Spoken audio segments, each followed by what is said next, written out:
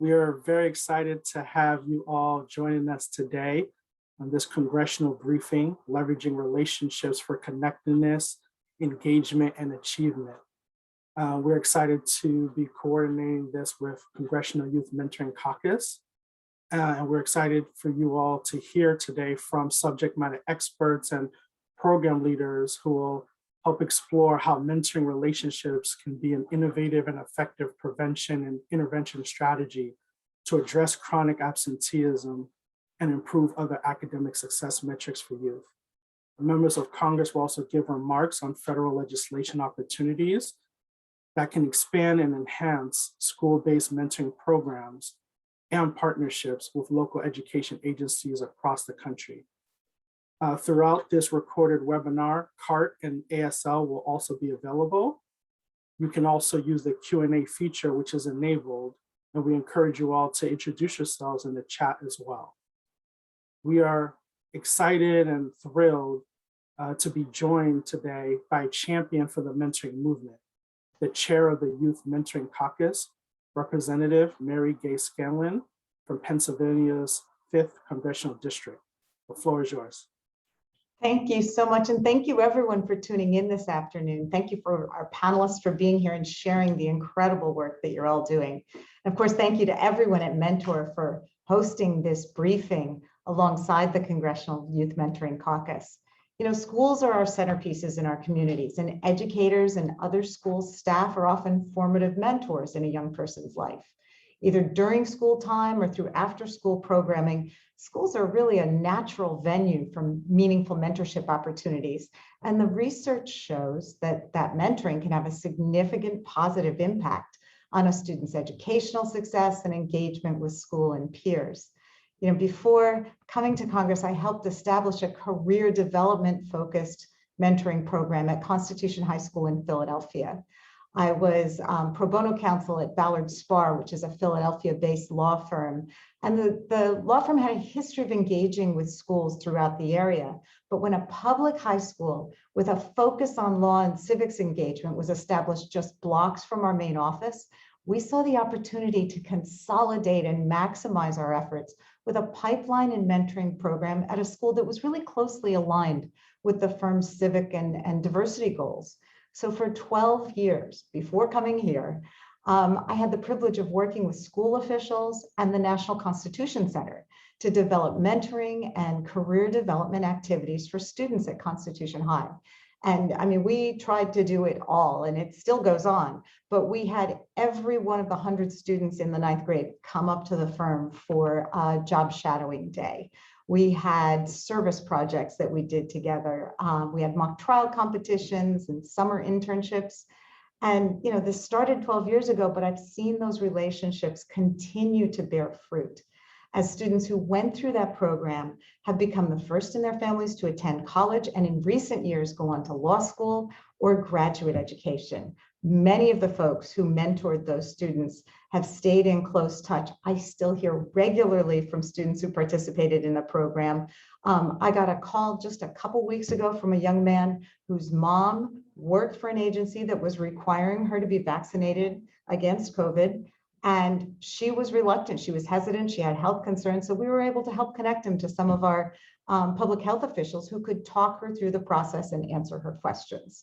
I know of another lawyer from the firm who had her mentee was in her wedding as someone part of the wedding party. So I saw firsthand how this program, the mentoring program, could improve outcomes for students and both academically and in other areas of their lives, including self-esteem, interpersonal relationships, and certainly moving on academically and with career goals.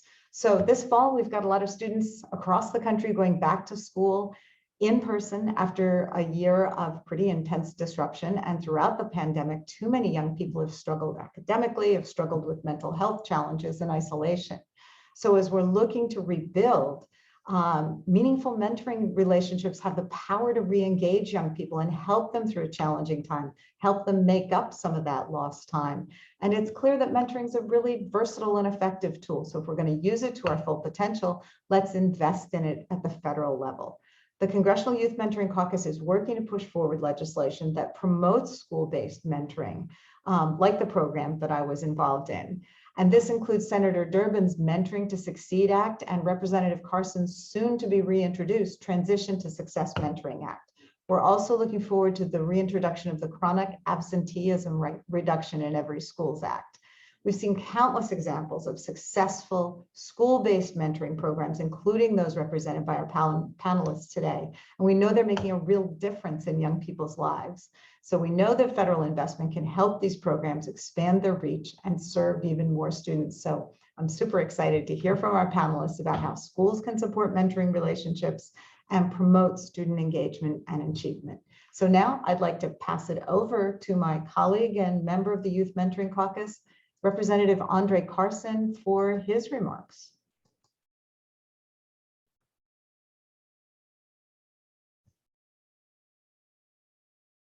Oh, and Rep. Carson isn't with us right now. I'm not surprised because we are voting on the floor. In fact, I'm going to pop out to get my vote in. So I'm going to leave it to Mentor to keep the show on the road. I'm sure Rep. Carson will be here soon. Absolutely. Thank you so much, Representative Mary Gay Scanlon. Thank you so much for your time. Okay, We will transition. Yes, thank you so much. And thank you all for continuing to introduce yourself in the chat. What we'll do is we'll transition to our first panel. And when Representative Carson joins us, we'll provide that time for the remarks. We're really excited to have this first panel with Dr. Balfans at Johns Hopkins University and Hetty Chang from Attendance Works. A couple of the core goals we have for today's conversation is really engaging in this conversation around identifying the biggest barriers facing expansion of school-based mentoring programs, including funding and other challenges, and to really highlight the need for an investment from the federal government, and to identify effective strategies to address chronic absenteeism with a dynamic systems level approach. And so we're really excited to have Dr. Balfans here with us and Hetty Chang, and I'll toss it over to them to introduce themselves, and then we'll dive into today's conversations. Thank you both for joining us. Thank you. I'm happy to be here. My name is Bob Balfans. I'm the director of the Everyone Graduates Center at the School of Education at Johns Hopkins University. And we do a lot of work with states and districts and school systems to figure out what does it take to make sure all our students graduate high school prepared for college and career.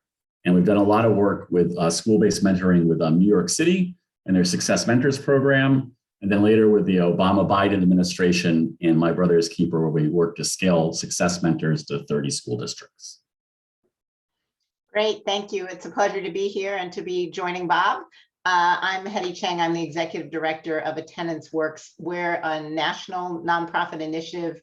Our mission is to advance student success and narrow equity gaps by reducing chronic absence. We really see chronic absence as an early warning sign that students are off track and that you need to build relationships to be able to engage in not a punitive, but a positive problem-solving response that helps connect students to their schools and to opportunity.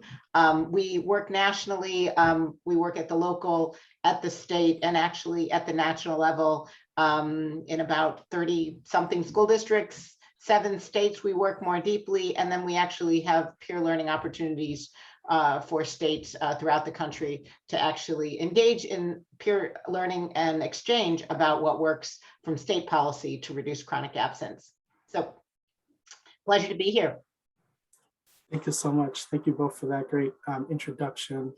I'll start with you, Hetty. Can you give us a brief understanding of the national landscape of absenteeism right now, and how have issues related to school engagement been exacerbated due to COVID? Yeah, well, let me just start with a quick picture. This is something that Bob and I have worked on together before COVID. We knew that about 8 million or 1 out of 7 kids were chronically absent. Last year, in the 2021 school year, we know that that level increased, although data nationally is not yet available, but it is available from some states. So in particular from Connecticut, which took this really important process of taking monthly data and checking throughout the year, they saw that chronic absence rose from 12 to 19%. It was almost twice as high for kids who were in remote learning than in in-person learning. And you saw it particularly concentrated last year among students who had struggled with educational inequity prior to COVID-19. Really high levels of early chronic absence, and particularly like 9th grade for Latino and African-American kids, English language learners, kids who were homeless, kids in foster care were especially affected. That was last year, and as challenging and disturbing last year's data was, this year's the data that we're starting to hear coming in the first 2 months of school is even higher. I think easily chronic absence will have doubled, and in some cases might have tripled. And you're seeing this increase in chronic absence for a variety of challenges. You know, the surge, reopening schools while we were experiencing a surge in the Delta variant was extremely difficult. So students have missed school because they're sick, or they actually have been quarantined, or they're confused actually by the quarantine issues, and they're even staying out even if they don't need to. And the families who are hardest hit by the pandemic, who've experienced the most trauma and death, and who might lack access to healthcare again, are most likely to have their kids staying out for extended periods of time, given the challenges of returning to school. And then we're also hearing that the return to school is pretty difficult after many places being in remote learning for so long. Routines have been disrupted. Transportation lines have been disrupted. Even school bus drivers are in a huge shortage. And it's been difficult because of the school climate issues as kids return, and they haven't been accustomed to being around students. So that's also pushing kids out of school. We're also hearing some about older students who are struggling to balance school with now increased family and work responsibilities. And I will say the thing that I'm so worried about is that this chronic absence in these first months of school is extremely troubling. When the pandemic first hit and we closed down, that was at the end of the school year.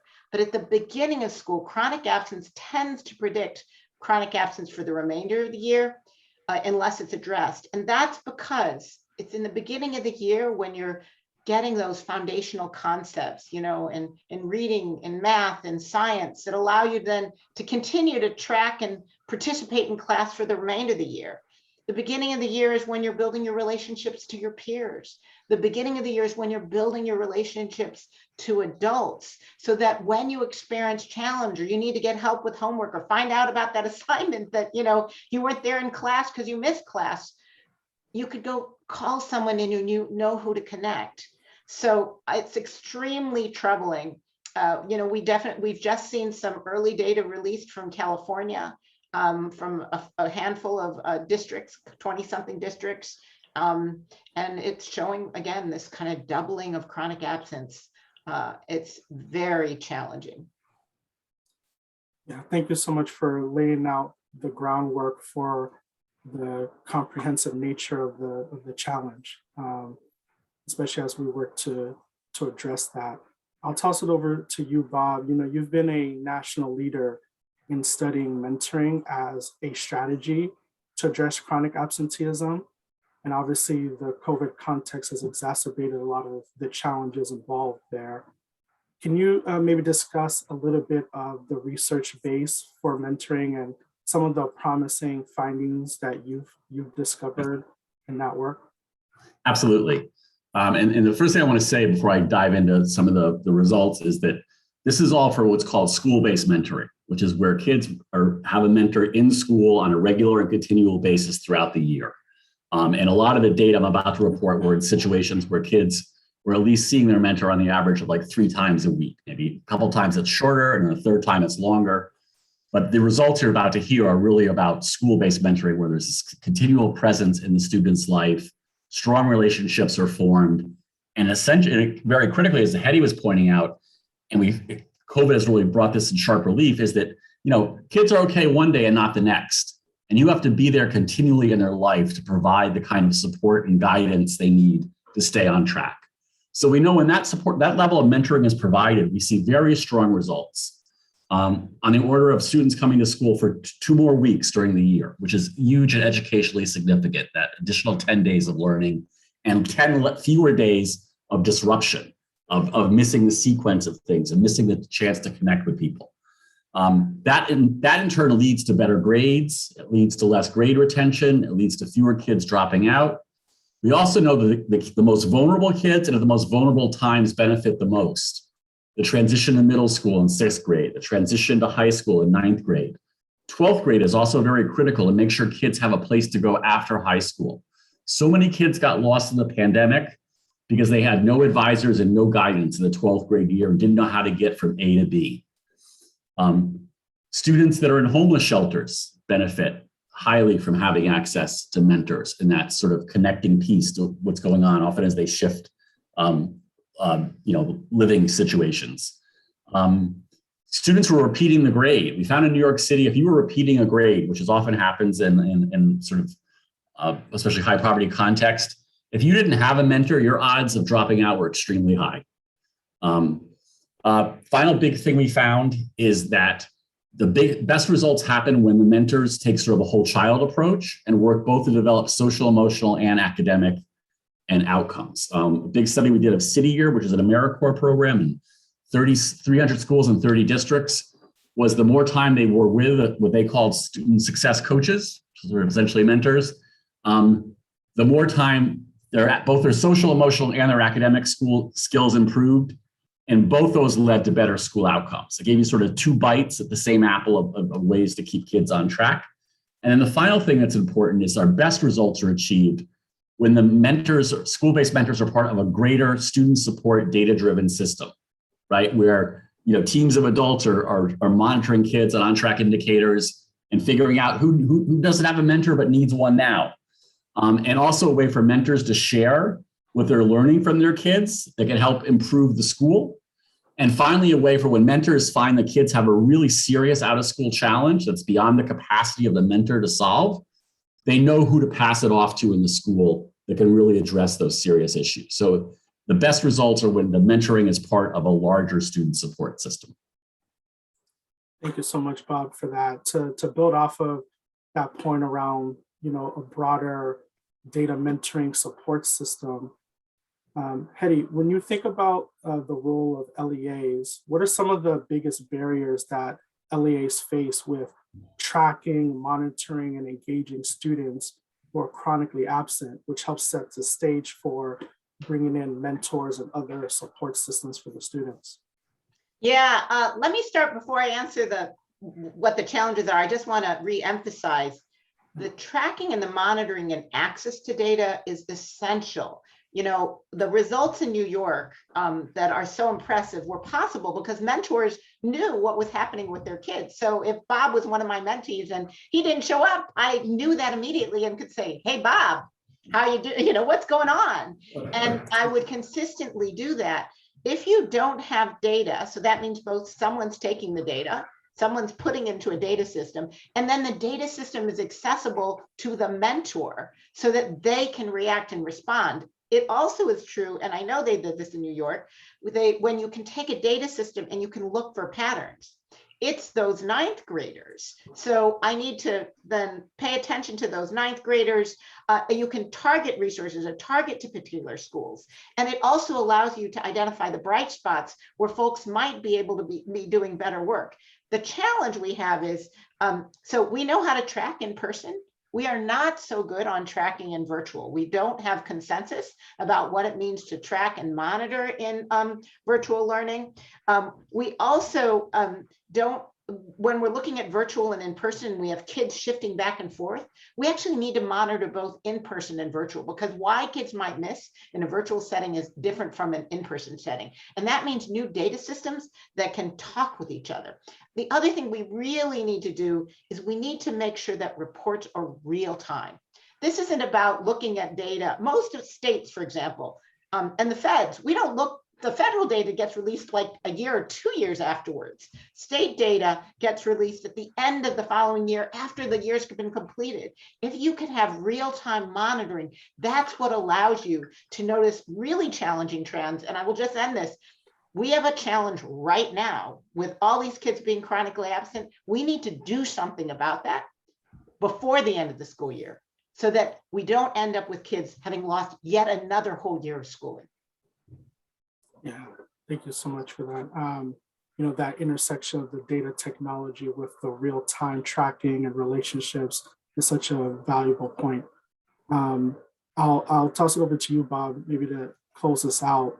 As we think about the role of mentoring, it's clear that mentoring and building intentional relationships are strong strategies to engage young people in their education and help to address these challenges.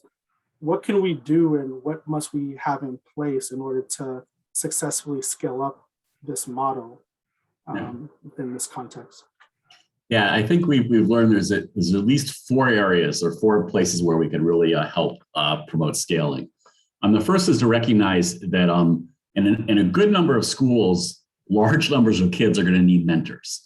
It is a fact that actually in our nation, 50% of the kids that are off track to graduation are in just 4% of school districts. They're urban, suburban, and rural districts. But in those districts, there can be 100 kids at a school that need a mentor, right? So that means we have to think of that level of scale. How do we organize that level of person power in the subset of schools where it's sort of needed the most? And then other schools it's needed, but it's at a different scale, right? And so we need to be able to operate at like different scales for different types of schools. Where we need lots of mentors, we need to invest in coordination. We learned in my Brother's Keeper Student Success Mentor project, and you're going to hear from some of them. The places like Kansas City that had an existing infrastructure of coordination were really able to scale up and do well. Places that didn't have a district level coordinator or a school level coordinating function struggled to suddenly recruit many more mentors, right, and create systems for them. So we have to invest in coordination. We have to invest, as we said, in these data-driven student support systems, sort of on-track early warning data systems. So we're progress monitoring all kids on key indicators and can rapidly figure out who needs a mentor. And it's not all obvious at the first day of the school year, right? We need to have that ability to be nimble and adjust and add mentors and students with support as the year goes on. We have to think, where are we going to find this person power? The good news is we found that all kinds of folks can be successful mentors, school-based mentors, school staff, older peers, social worker interns, partnering with AmeriCorps programs like City Year and others that are really organized for that. And the key thing here is that all states have AmeriCorps systems that are often separate from the school system. And we have to create ways to bring those two powerful tools together. And then finally, I think we really have to think about community schools. There's a lot of effort and energy in understanding the power of community schools right now and some additional funding. And essentially, community schools and school-based mentoring were made for each other. And they really need each other. In fact, the best evidence for community schools comes from New York City, the RAND study, and their best results were largely driven by their school-based success mentors. So it's really looking, I think, for existing structures where we can add the mentoring piece to sort of turbocharge it is another way to build scale. Thank you so much. Thank you both for taking the time for joining this panel and helping us to see the lay of the land and the intersection of chronic absenteeism and relationship strategies. We really appreciate both of you for your time today. Thank you for being here. To build off of this conversation, I'd like to invite Darren Person, Dr. Daryl Davis, and Paul Moga to join us as we build off of the great foundation that you just heard from Bob and Hetty around the role that school-based mentoring can play to really help address these issues. There are so many barriers facing the expansion of school-based mentoring programs, including funding. And we wanted to take the time to really highlight the need for an investment from the federal government in this strategy and continue to the conversation around identifying effective strategies that help to address chronic absenteeism with a systems level approach. And so we're really excited to have our guests here today to lead us in that conversation. And so I'd like to turn it over to them to introduce themselves, and we'll dive into that stage of the conversation. And so, Darren, I'll start with you. Yeah, for sure. Thank you. Thank you again for the invitation. It's really good to be here with everybody and this wonderful panel. It's always something I look forward to doing and sharing. My name is Darren Person. I oversee all of mentoring services with Fresno Unified School District. Fresno Unified is the third largest school district in the state of California. And we do have a mentoring office. And that work has been very instrumental in helping us to get where we're at in terms of mentoring. We have seen a significant increase from when we started 10 years ago, from 265 students that were engaged to mentoring to now over 4,000. And I'm happy to get an opportunity, excuse me, to talk about some of that work today. Thank you. Thank you so much. I'll toss it over to you, Daryl, and then Paul. Hello and good afternoon, everyone. My name is Daryl Davis. I serve as the Assistant Superintendent of Equity, Inclusion, and Innovation in Kansas City Public Schools. So happy to be here on today. I was a part of launching a district-wide mentoring effort. In fact, I launched the district-wide mentoring effort about 6 years ago in Kansas City Public Schools. We partnered with Mentor, as well as Attendance Works and Johns Hopkins University to start with the Success Mentors initiative. We have since expanded to include numerous other programs from kindergarten through 12, serving all students. A little bit more about Kansas City Public Schools. Out of 560 districts in the state of Missouri, we are the most diverse school system in the state, serving 90% children of color, and we have the highest immigrant population in the state of Missouri. So look forward to speaking more about the programs. Thank you, Dudley. Thank you so much. Paul? All right, good afternoon. I'm Paul Moga. I'm a coordinator with the Department of Black and Latino Male Achievement here in Milwaukee with Milwaukee Public Schools. We do mentoring efforts as part of our department, which kind of developed organically. I'm super excited to talk to with these gentlemen that have district level initiatives that have been successful. I can't wait to hear what they have to say. And both of you gentlemen can expect emails from me soon asking for pointers, because we are really kind of in an infancy of our mentoring, but we did recognize very early on working with our young men that mentoring was an essential component, and we are in the process of building that out currently. Thank you all so much, and for taking the time to be here to continue this dialogue. I'll start with a question for you, Darren, but obviously anyone can hop in to respond. You know, research has proven that mentoring young people leads to a variety of positive outcomes in different aspects of their life. Can you talk about some of the ways you've seen improvement from students in your programs, academically and non-academically, as you wove in mentoring as a strategy?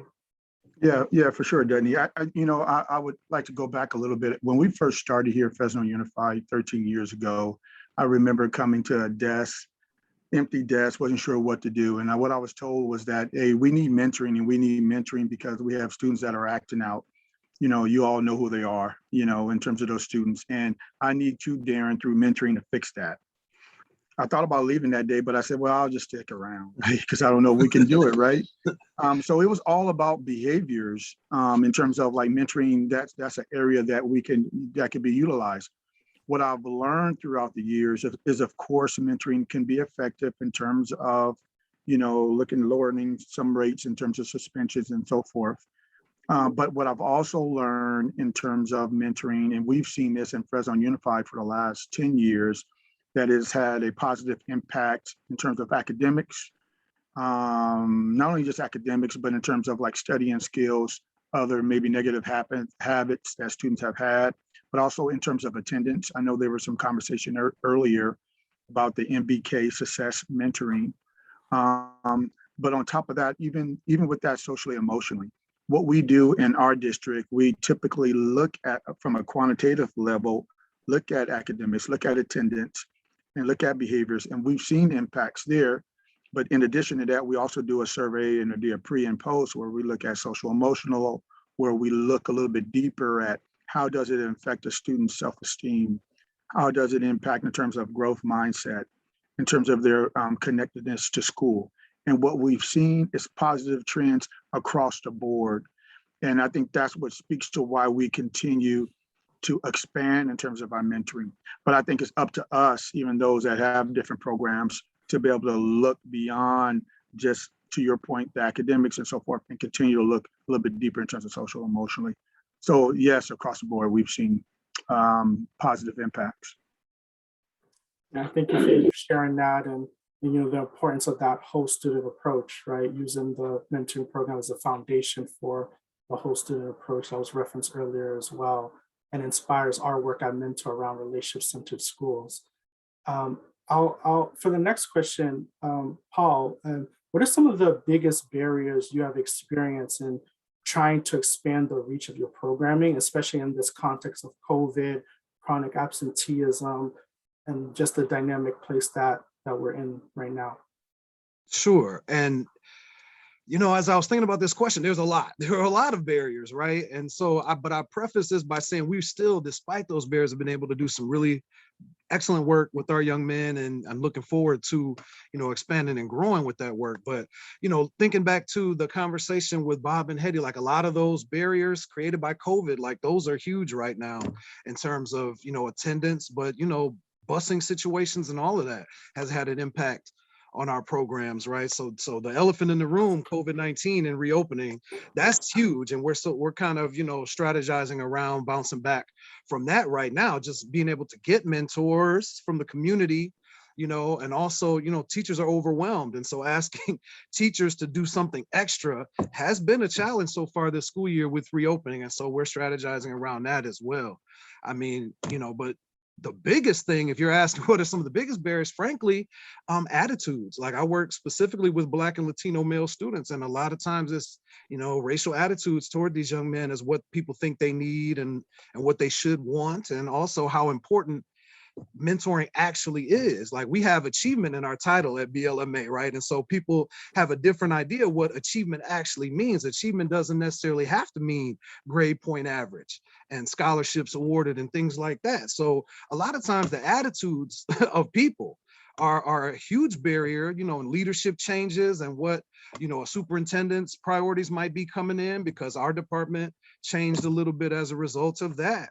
You know, and then, you know, being in a school district too, and I'll end with this, that there's a lot of restrictions on who you can have come in from the community. We adopted like a community model at first, and we had community mentors come in and we did lunches with the students, and it was an awesome situation, but obviously we can't do any of that right now.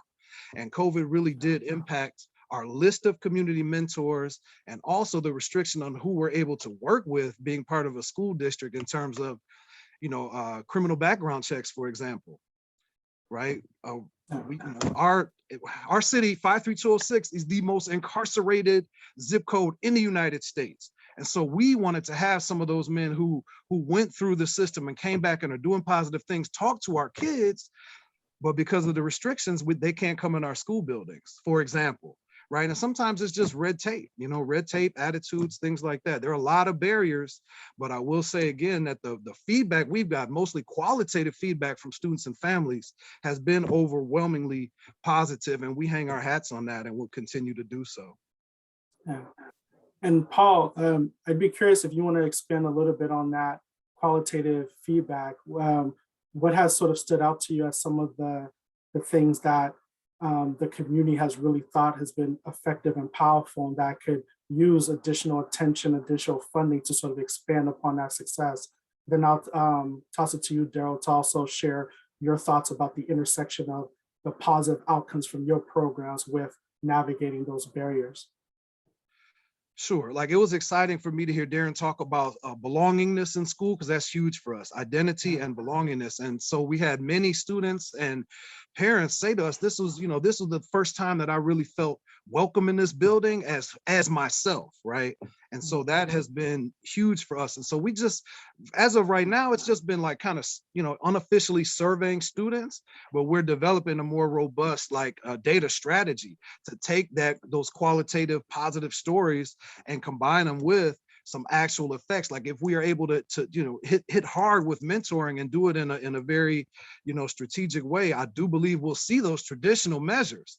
Like anyone involved with the school district knows, like they want those suspensions down, they want attendance up, they want grade point average up, but the kids have to want to be in school first. So we have to talk about, what teachers are doing in classrooms. We have to talk about pedagogy. We have to talk about why they're walking the halls and stuff like that. So we're working on that, and that's kind of where we are with that right now. So that's the kind of feedback we have so far, and everything we do is based on student voice. So whatever we do in terms of expanding our mentoring program is going to be what students and families are asking for. Yeah, thank you so much, Paul, for sharing that. It's so important, that theme of belongingness, and it speaks to the need for that, for additional investment in the data structures as you expand your work. Daryl, we'd love to hear from you about that intersection of positive outcomes and challenges. And then maybe Darren, you can follow up with sharing a little bit of how you've woven e-mentoring strategies to sort of support this work as well. Yes, thank you. So we have acknowledged here in our local area, and I've heard some of it mentioned by Paul and others through Bob, that we're on the heels of a global pandemic. And so many of the issues that plagued us as schools, especially high poverty districts, those situations were only exacerbated during the pandemic. And I'd like to also keep at the forefront that we actually went through 2 pandemics, and that while students were away, they also experienced some of the social unrest, many of them for the first time in their lifetimes, following the death of George Floyd. So when students came back, they not only experienced a lot of their parents had lost jobs, etc. They came back with questions around social justice and what is my role in answering the call to make this world, our community, work for more people that is more fair and equitable. And so as those conversations are happening amongst adults, we also engaged our mentors through that. And so we have upgraded our mentor training for all of our volunteers. We have infused this dialogue into our mentoring program, because we realize that schools can't do this work alone. And we're really calling upon our community now more than ever to really get engaged with students. They really need us. But to the earlier point about the importance of data, we are monitoring data in every aspect.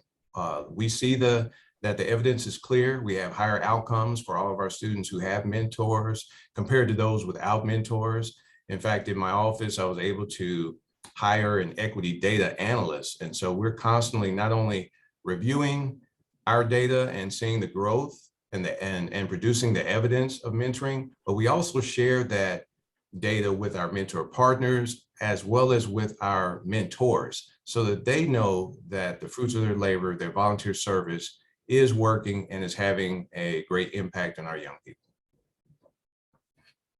Thank you so much.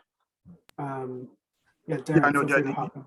Yeah, for sure. I mean, there was 2 things. One, when Paul began to talk, and obviously Dr. Davis, I appreciate just the rawness and just being very, very open about some of the struggles. I wanted to elaborate there too, because I would say one of our barriers too, as we engage the community, is I don't know, Paul, if you is similar to you, but just I think defining like what mentoring is. We get a lot of people that want to help, but still people are kind of stuck in that old adage that if you come in, talk one time, and that's going to do it, and that's mentoring, and we put a stamp on it and we say that's mentoring. I think it's important for us to just keep trying to define, keep understanding that it's a consistent relationship along the way. So even though we have grown here in Fresno Unified, we continue to be able to just define and kind of help the community, because people want to help. They just think sometimes it's different than what we see it. And it's not a one-time conversation, it's more than that. Then 2, I think you asked me about like one of our successful, programs. What we've done in our district is we're not afraid to just try a little bit of anything in terms of seeing if it works. You know, it's not just throwing things on the wall, but we do it. You got to have structure. I think Dr. Davis talked about that before, where we've been able to utilize like the elements of effective practice and providing like an infrastructure for all that we do. You got to have a solid foundation to be able to do this type of work. But from there, you can grow. Like we've done one-on-one mentoring. We have peer mentoring. We have group mentoring. And the one that you actually kind of talk about a little bit more is we also have a e-mentoring program. We tried that. Again, people want to help. We try to find ways that fit their time. And e-mentoring is really more of an electronic type of mentoring. We tried it ourselves through Fresno Unified, but again, we didn't have enough staff to be able to monitor the interactions. Fortunately, I Could Be, which has been a great partner as well, have more safety protocols in place. We're still working with them. But again, e-mentoring is another way. And listen, after all that we've been through, and you guys know we're doing Zoom now, I think, right? We're doing Teams now. We have learned to adapt to that. And one thing about our students, they've learned to adapt to that. And matter of fact, I think they were in front of us in doing it. So e-mentoring is really another place to be able to do some of that work. That's a build off. Oh yeah, go ahead. Mm-hmm. I just had a quick question. I saw that the time was getting ready to expire. Is it okay if I shared my screen just to share maybe some data Absolutely. that I have? Okay. Absolutely, yeah, feel free. All right. Great. This definitely is an example of why it's so important to invest in this area of work. So feel free to share your slide. Okay, thank you. And so let me go to slide here. Okay, so reiterating on what Hetty and Bob shared earlier and what others on the call have stated, it's important that we're looking at our data. And so as we constantly review the impact of mentoring, one of the ways that we have disaggregated our data, so in Kansas City Public Schools, about 8% of our families are experiencing housing insecurity. So in other words, about 8% of our students are homeless. And so the standard for attendance in our district is 90% or better.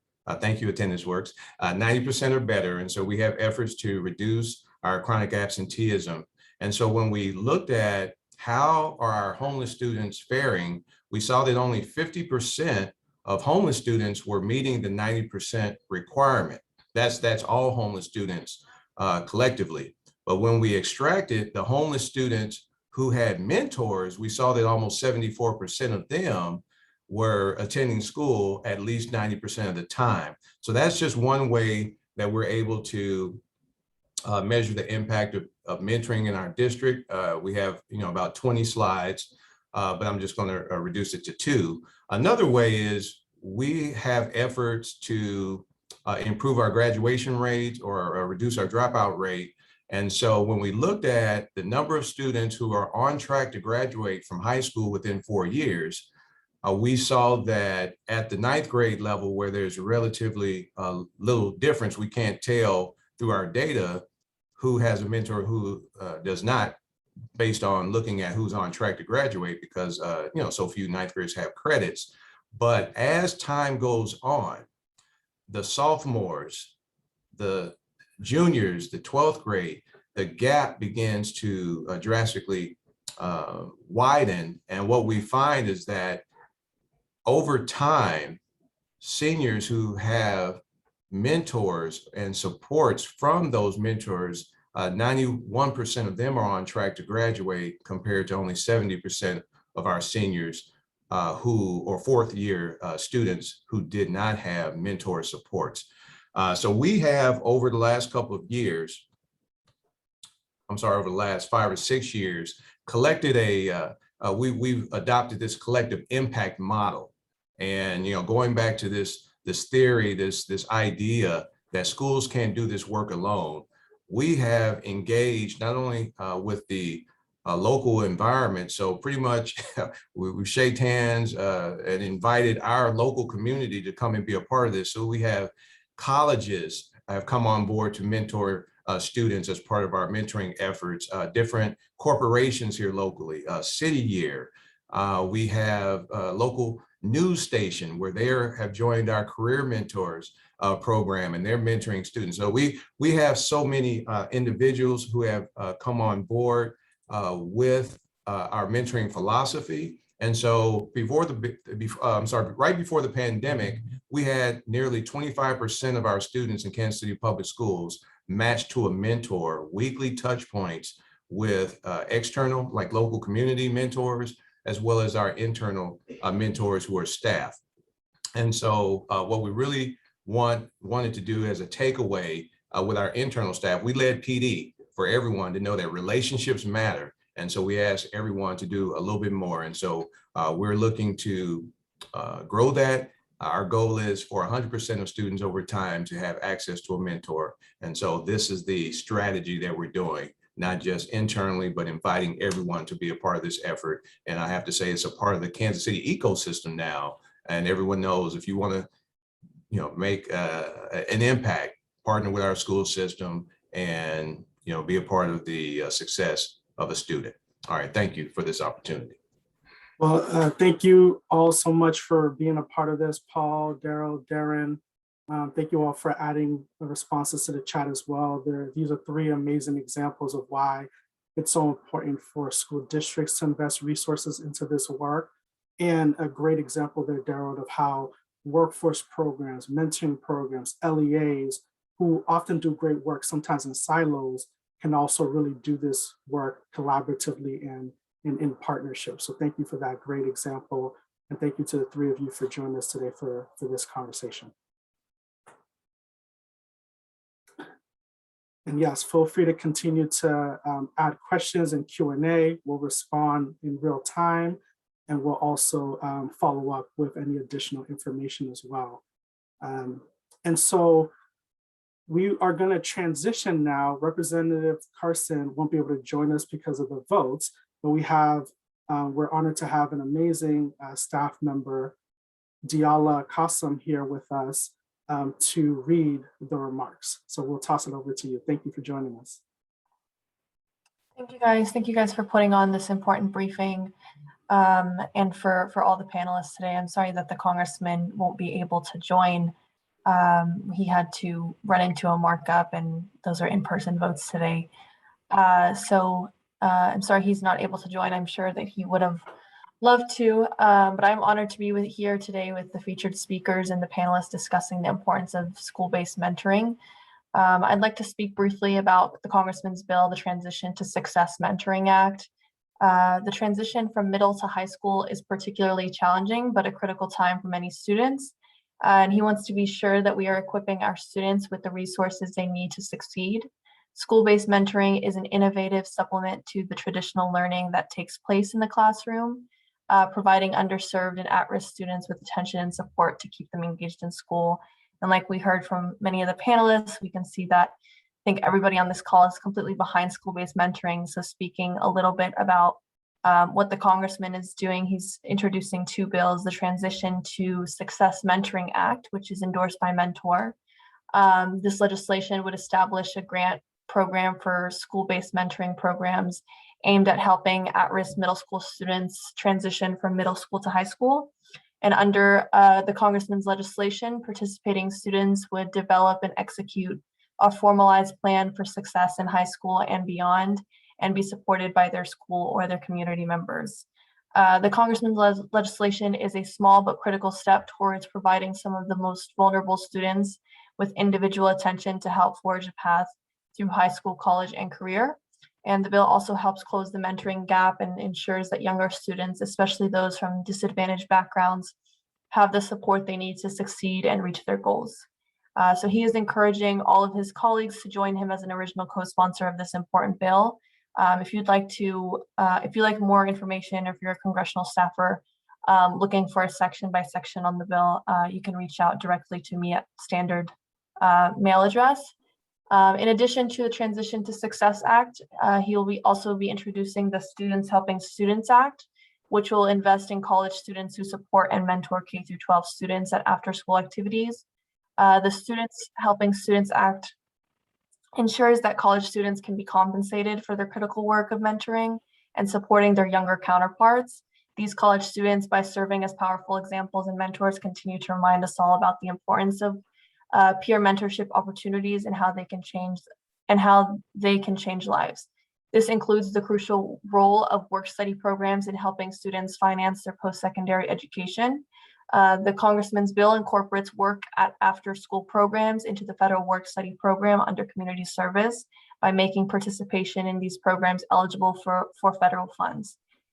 So he hopes that his colleagues on the call and a lot of the staffers on here will help support this bill and ensure that the federal work-study students are compensated for their mentorship efforts.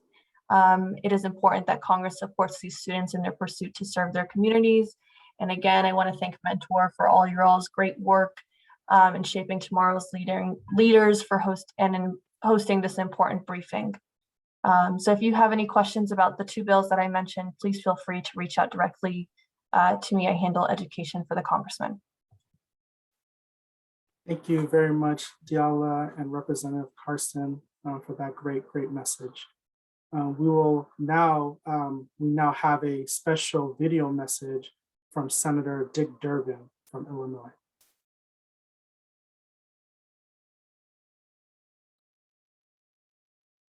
This is Dick Durbin. I want to tell you it's my pleasure to address you today as part of your briefing on the importance of youth mentoring.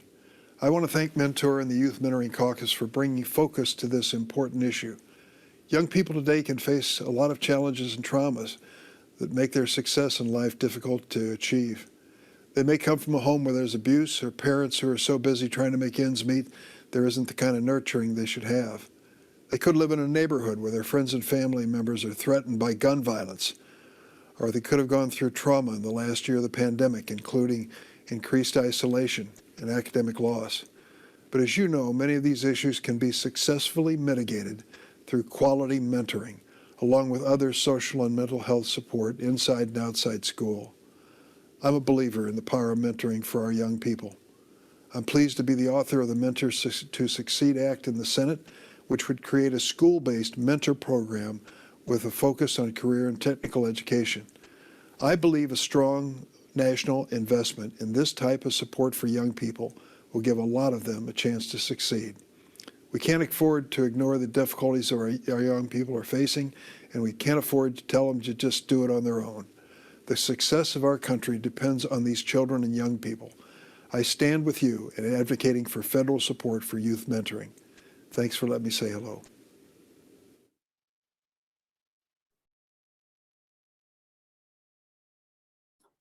Thank you very much, Senator Durbin, for your remarks and your incredible support of the mentoring movement. One additional way that we can re-engage students is through partnerships between LEAs and community-based organizations doing workforce programming. We are honored to have with us today for additional remarks, Sandino Sanchez of Children's Aid in New York City. Welcome. Thank you all for having me. My name is Sandino Sanchez. I'm the Director for Workforce Development for the Children's Aid. We are a founding member of the Boys and Girls Club Network of America. We are based in New York City and run programs throughout the city, pretty much in every borough. Our service core includes after-school programs, youth development, foster care, adoption, medical, dental, mental health, nutrition, wellness, and of course, workforce development. I say all that to say because I think those are the services that are aligned to working together and making a difference in young people's lives. Children's Aid has found much success in working in schools and community schools in particular. We are part of the community schools movement nationwide. This approach is pretty much the driving force that guides the work in all our programs, regardless whether it's in a school, in public housing, or storefront. We also participate in advocacy efforts to help inform the city and statewide legislators about the decisions they make and where the funds should go. Our approach is to provide developmentally relevant support services to young people and their families. Our families tend to stay with us for many, many years until the teens are ready for college and their careers. My staff, for example, have been with us since they were in high school, all through graduate in college and now work for us as part of our team. We are a very large workforce development organization serving over 3,500 young people. We particularly have found much success in our strategic partnerships in community schools and public housing in particular, but not limited to. Please know that all our efforts are based on a peer-to-peer mentoring model and career coaching. A good partnership and great relationship with teens are the part of the formula for success. Our coaches and mentors connect with teens on a regular basis, making sure the grades are good and they get the additional supports they may need. The work or the wages is just a carrot at the end of the journey. And we try to emphasize that as much as we can. Specifically, Children's Aid manages the community schools and workforce is one of the elements in each one of our schools. The same way that we have a dental priest, we have also a workforce strategy in every school that we're in. The workforce team works jointly with the community school staff and the school staff in identifying and supporting young people and meeting them where they're at. The schools and the community school embraces the importance of teens to have a workforce-driven college and career exploration approach. We find that if you put young people in real job scenarios, that can help them decide what career path they want to go into. It is our intention to expose teens to college and careers through jobs and internships. We have a physical presence in these schools, so we're part of the team. We are part of the campus culture. There are formal introductions each year between incoming freshmen and the community schools and workforce. We're also part of Collective Impact. I heard somebody mention earlier. We're actually one of the leading forces in Collective Impact in the Bronx. The workflows or phases are as follows.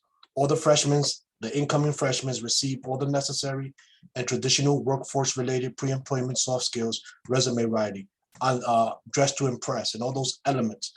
Then when they become 16, they're ready for their first paid internship.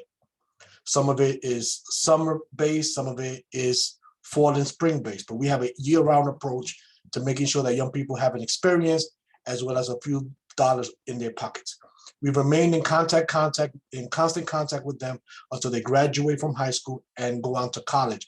Once they leave my office, they become part of the persistence team.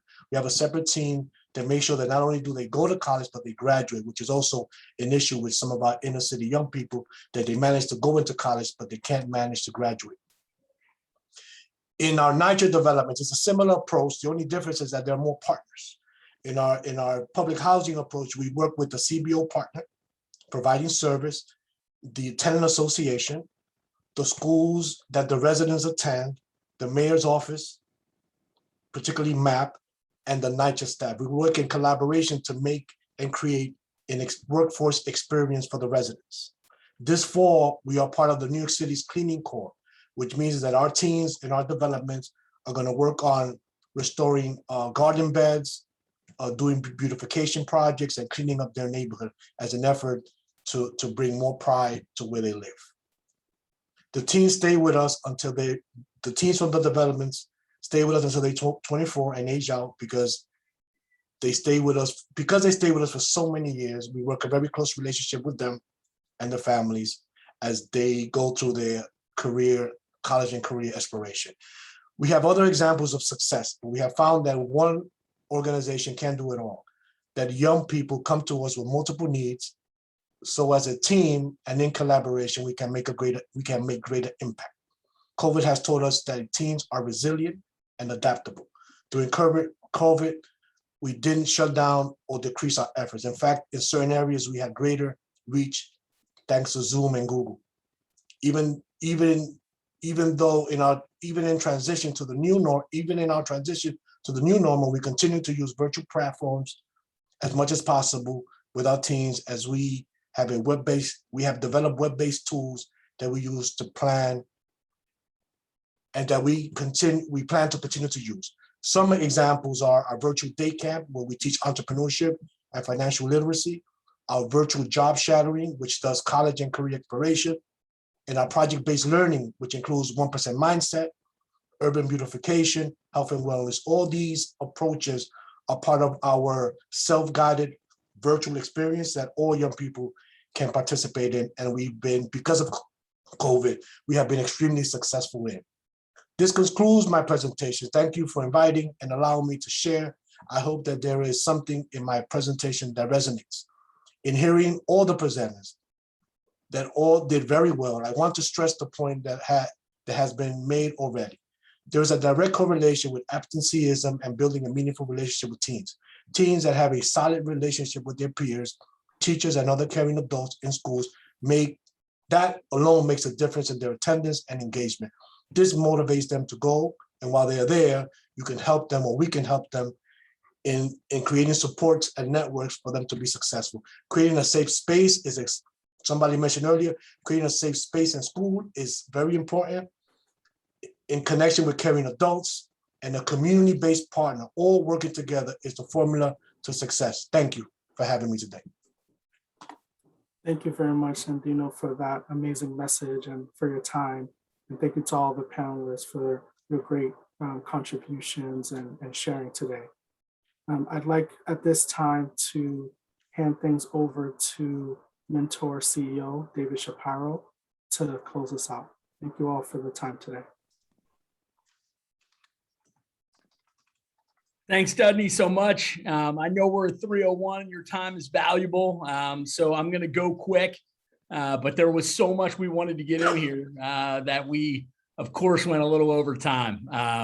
But I am just so grateful to Representative Scanlon, Representative Carson and his staff, and Senator Durbin for their presence, their remarks. I think, Bob's been at this a long time.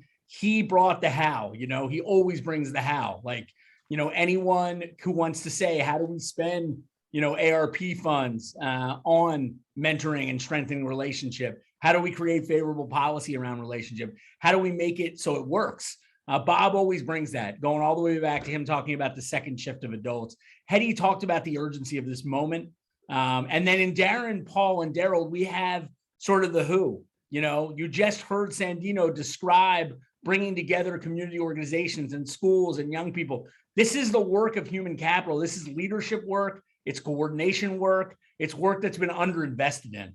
But it is high leverage work, as you can see from the example in Fresno and Kansas City and burgeoning in Milwaukee, which is that if we're leveraging all of the assets in our community, if we're seeing our young people as assets, as Paul so eloquently talked about, we can move the needle across so many different things we're working on. Workforce development, attendance, college access and completion, pathways. And so, the intersectionality of mentoring makes it powerful to leverage, but it doesn't just happen.